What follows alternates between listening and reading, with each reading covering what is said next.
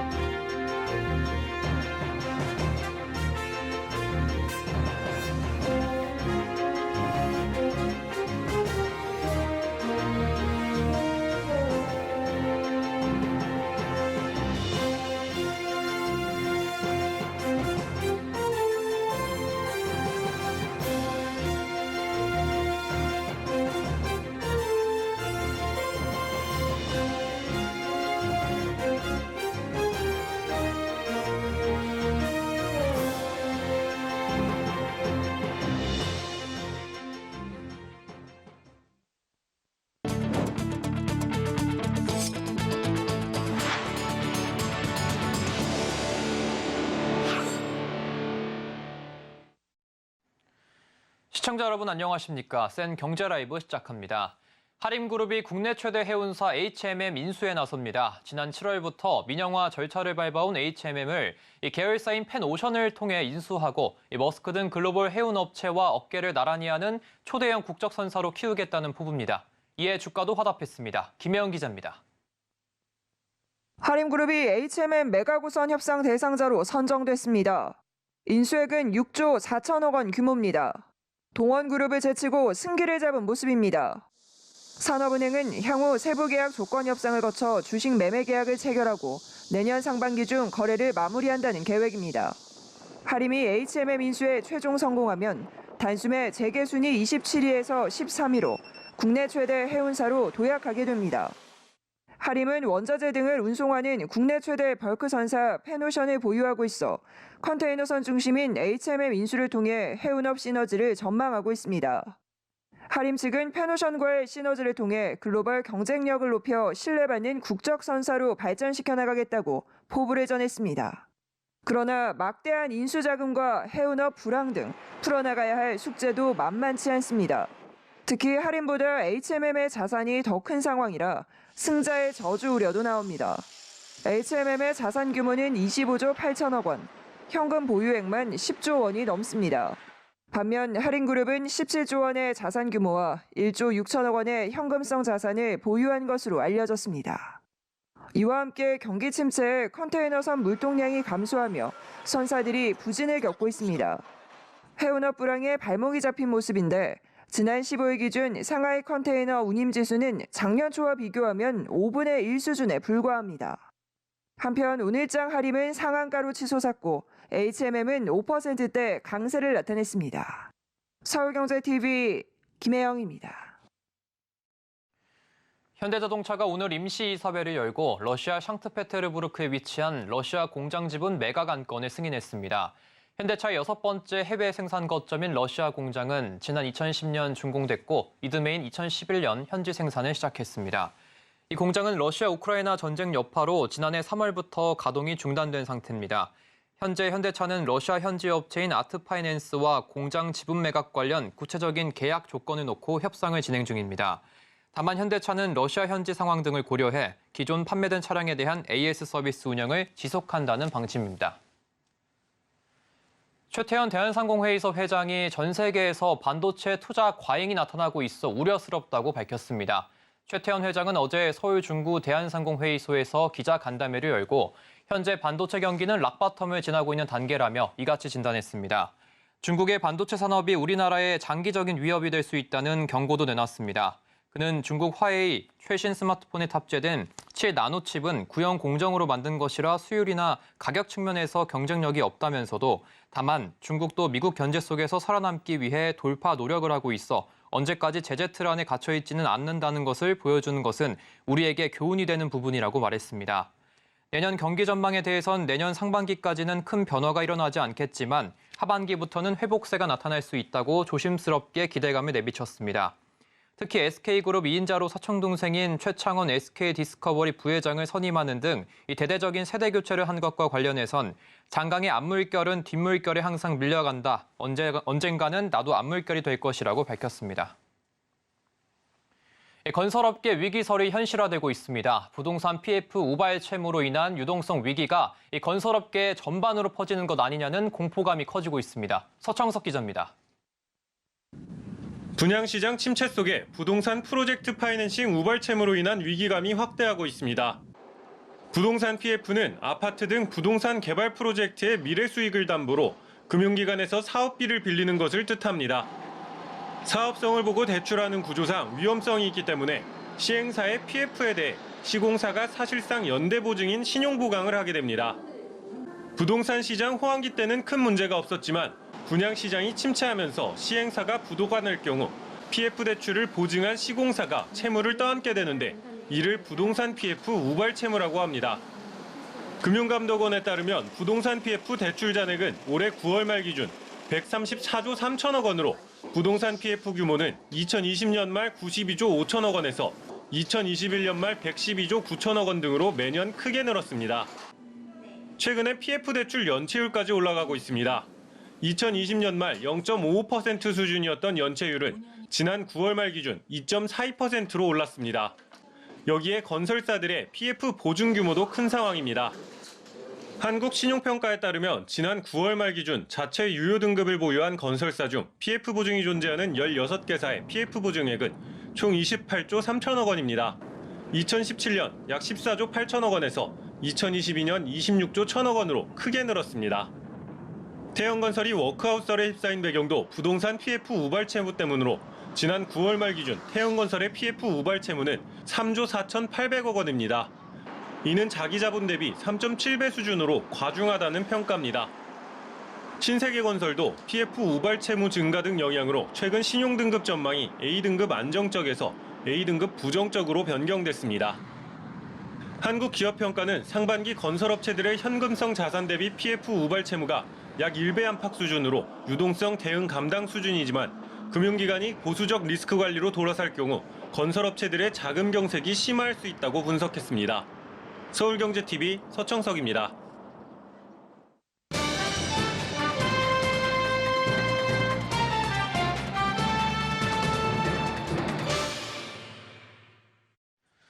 네이버가 오늘부터 게임 스트리밍 플랫폼 치즈직의 베타 테스트를 진행합니다. 세계 최대 인터넷 방송 플랫폼인 트위치가 한국 철수를 결정하자 이 빈자리를 두고 국내에선 경쟁이 치열해질 전망인데요.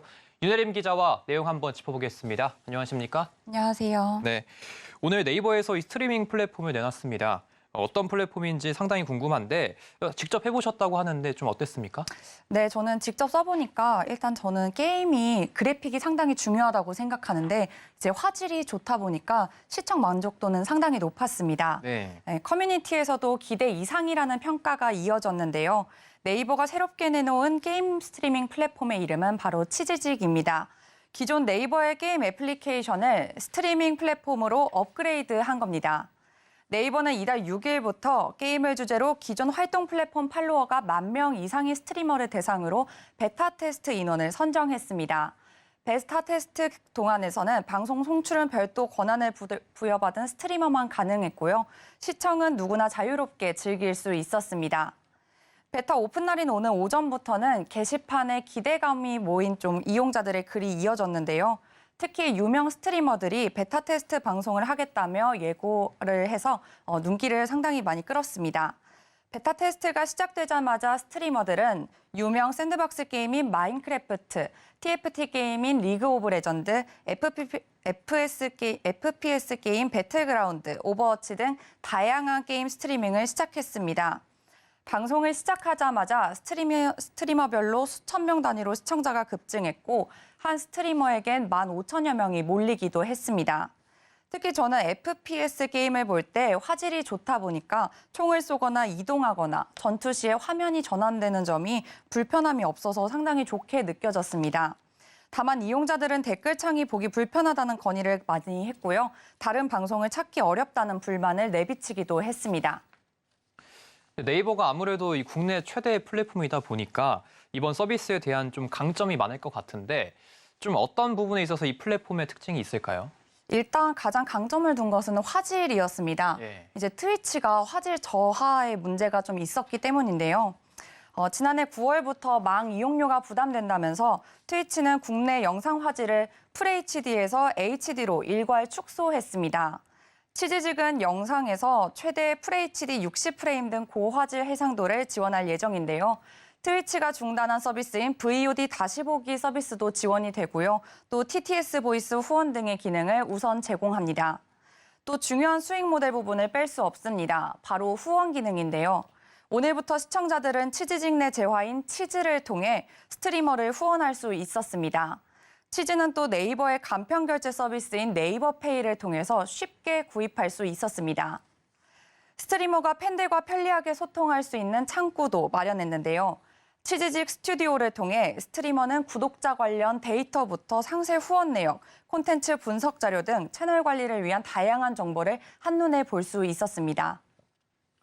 내년 2월에 이 트위치가 국내 시장에서 완전히 철수하게 되면은 이 국내 경쟁이 좀 치열해질 것으로 예상이 되는데 네이버는 향후 계획이 좀 어떻게 됩니까? 네, 네이버도 이제 투자나 기술 업그레이드를 계속 해나갈 예정인데요.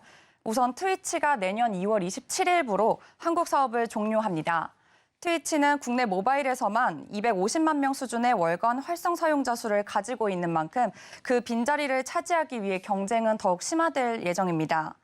트위치와 방송 플랫폼 양대 산맥이라 불리던 아프리카 TV는 지난 15일 트위치와의 파트너십 프로그램인 트위치 웰컴을 소개하는 방송을 진행했습니다. 기존 트위치 이용자의 계정을 아프리카 TV에 연동하면 트위치 계정으로도 아프리카 TV에 로그인을 할 수 있게 된 겁니다. 기존 이용자를 공략한 전략입니다. 이에 치즈직도 기존 트위치 이용자를 끌어오기 위한 전략을 내세웠는데요. 트위치 최대 규모의 스트리머 대회 이벤트인 자본주의가 낳은 대회, 이른바 자나떼 시즌2의 메인 스폰서로 참여합니다. 트위치와 이 대회를 동시 송출할 예정이고요.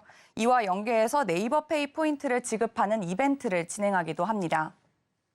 치즈직은 베타 테스트 시작 후에는 서비스 안정화 개선뿐만 아니라 1월에는 채팅 관리 기능 강화, 연령 제한 설정, 익명으로 후원하는 기능을, 2월에는 스트리머 채널 구독, 방송 탐색 페이지, 후원 시 영상을 첨부할 수 있는 기능 등을 업데이트할 예정입니다. 치즈직은 내년 중 정식 서비스 오픈을 목표로 하고 있습니다. 네, 최대 게임 스트리밍 플랫폼인 트위치의 빈자리를 이 네이버가 새로운 플랫폼으로 채울 수 있을지 관심이 모아지고 있습니다. 네, 말씀 잘 들었습니다. 감사합니다.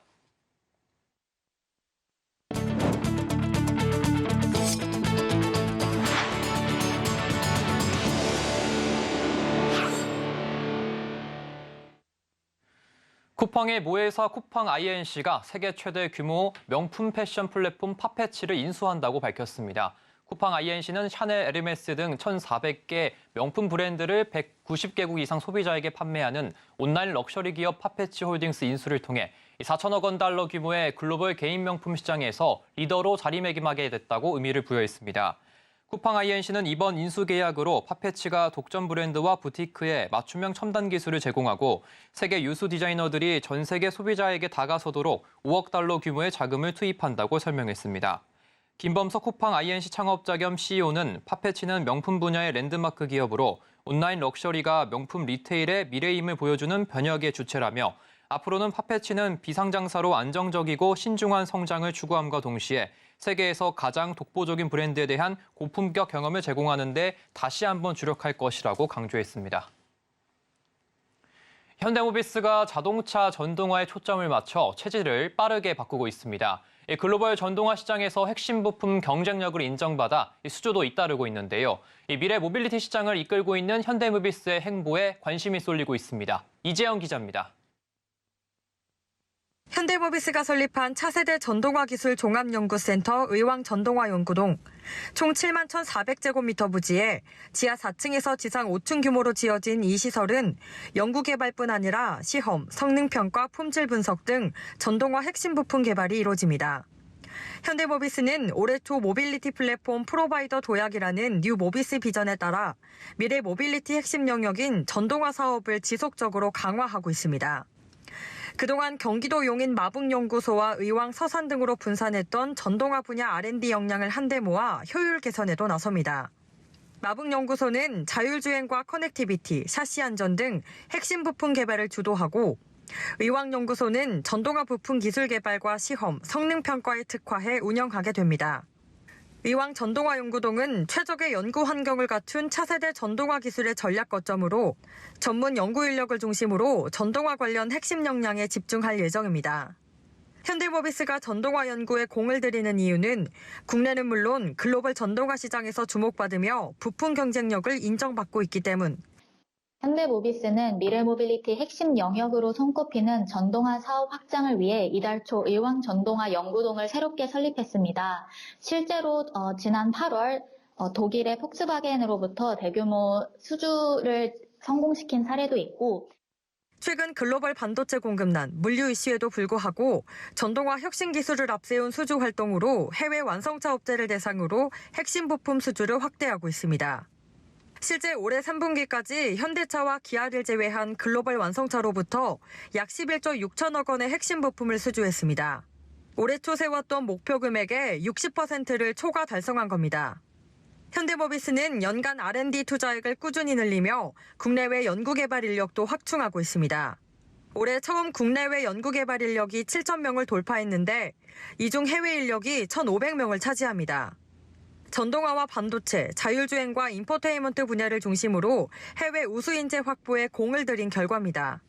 현대모비스는 배터리 시스템과 PE 시스템, 전력 변환 시스템 등 전동화 분야 핵심 부품 포트폴리오를 기반으로 글로벌 전동화 시장을 공략해 나간다는 계획입니다. 서울경제TV 이지영입니다. SPC의 베이커리 브랜드 파리바게뜨가 미국 맨해튼 타임스퀘어 전광판과 MBC, 폭스 등 방송 프로그램을 통해 크리스마스 시즌 케이크를 홍보하며 현지 마케팅 강화에 나섰습니다. 이 파리바게뜨는 13일부터 25일까지 타임스스퀘어 전광판 광고를 통해 홀리데이 시즌 케이크 12종을 포함한 시즌 메뉴 홍보에 나섭니다. 이달 초엔 각각 LA 지역 방송인 폭스11 등의 파리바게뜨 미국 법인 직원들이 출연해 홀리데이 시즌 케이크와 도넛 등을 소개했습니다. 또 13일 MBC의 지역 프로그램에 파리바게뜨 미국 법인 총괄 데런 팁톤이 출연해 1년여에 걸친 크리스마스 케이크 개발 스토리와 제품 특징 등에 대해 설명하기도 했습니다. SPC는 크리스마스에 전 세계 고객들에게 이 파리바게뜨 케이크를 즐길 수 있도록 글로벌 마케팅을 강화해 나가겠다는 계획입니다. 현대자동차 그룹이 이웃사랑 성금 350억 원을 사회복지 공동모금회에 전달했습니다. 어제 서울시 중구 사회복지 공동모금회 사랑의 열매 회관에서 열린 희망 2024 나눔 캠페인 성금 전달식에는 정의선 현대차그룹 회장과 김병준 사회복지 공동모금회 회장 등 주요 관계자들이 참석했습니다. 현대차그룹은 지난 2003년부터 매년 사회복지 공동모금회에 성금을 전달하고 있습니다. 올해는 지난해보다 100억 원 늘린 350억 원을 기탁했으며 올해까지 누적 성금은 총 3,940억 원에 이릅니다. 정의선 회장은 장기간의 팬데믹과 경기 침체로 어려움을 겪고 계신 많은 분들의 아픔을 공감하고 희망을 함께 바라보는 것이 기업의 중요한 역할이라 생각한다며 이 국민 여러분의 성원과 사랑에 보답하고 이웃사랑을 실천하고자 올해도 성금을 기탁하게 됐다고 말했습니다.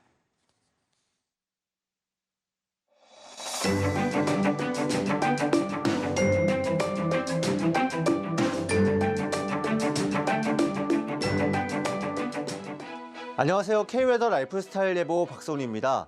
전국 하늘이 대체로 흐린 가운데 수도권과 강원 영서, 충남 서해안을 중심으로 눈이 내리고 있는데요. 오늘 밤에는 대부분 그치겠지만 1에서 3cm의 눈이 쌓이겠습니다. 그리고 내일 새벽까지 산발적으로 눈발이 날리기도 하겠습니다. 내일은 경상권을 제외한 남부지방과 울릉도, 독도에 눈이 내리겠는데요. 서해안과 제주, 울릉도, 독도에는 5에서 10, 많게는 20cm 이상 눈이 깊게 쌓이겠습니다. 충청과 전라 내륙에 쌓이는 눈은 1에서 3cm가 되겠습니다. 전국적으로 여전히 아침에는 춥지만 오늘 낮에는 기온이 꽤 올라 포근했는데요. 북쪽에 찬 공기가 남하해 내일 낮부터는 다시 기온이 급락하겠습니다. 서울의 경우 내일 아침 기온은 오늘과 비슷한 영하 8도를 보이겠지만 내일 낮 기온은 5도 이상 떨어진 영하 5도를 보이겠습니다. 목요일은 모레 아침은 영하 15도까지 기온이 곤두박질치겠습니다. 다음은 자세한 지역별 내일 날씨입니다.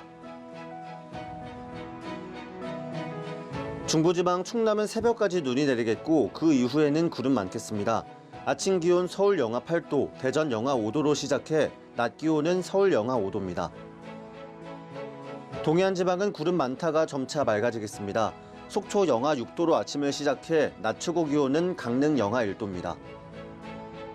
남부지방 전주와 광주는 아침까지 눈이 내리겠고 제주는 아침부터 눈이나 비가 오겠습니다. 부산 1도로 아침을 맞이해 낮 기온은 광주 0도입니다.